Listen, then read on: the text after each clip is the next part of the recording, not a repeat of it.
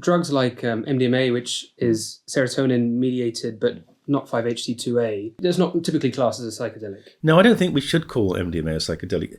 And actually, I can now prove that to you, because when we look at the brain imaging of MDMA versus psilocybin, they're almost opposites. Oh, wow. Okay. So psilocybin largely targets the cortex, which makes sense because that's where most of the 2A receptors are. Particularly those very high-level cortical regions, which actually give humans very special abilities, like planning, thinking, remembering, etc. Whereas the MDMA works on the limbic system, deep inside the brain, and it probably works through a different receptor, the 5-HT1A receptor, which is a receptor that is inhibitory and calms down the limbic system. That's interesting that you said that the sort of proliferation of 5-HT2A receptors. I'm aware that humans are somewhat unusual in terms of expression.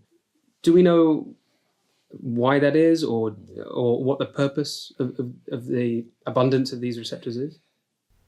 No, we don't. But we have a theory. Okay.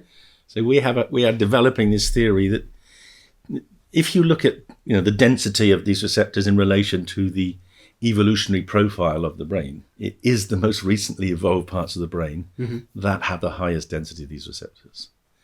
Now, there are people that that believe that that's why the brain has evolved. Why we've got a much bigger brain and a more complex brain than other primates, because these receptors are driving brain evolution, and the use of plant products like magic mushrooms, could potentially have sparked off that a period of this rapid evolution, because the evolutionary expansion of the human brain is the most rapid evolutionary phenomenon that certainly is being seen in vertebrates.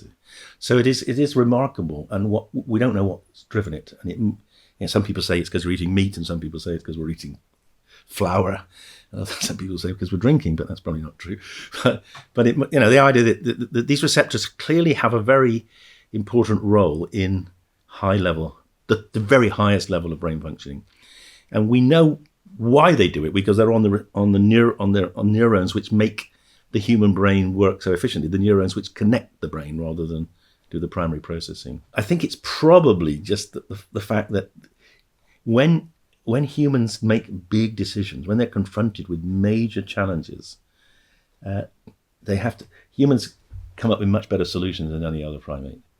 And I think it's the brain mass that contributes, but I think the laying down of the what you might call the adaptive responses to major stresses could well involve these receptors.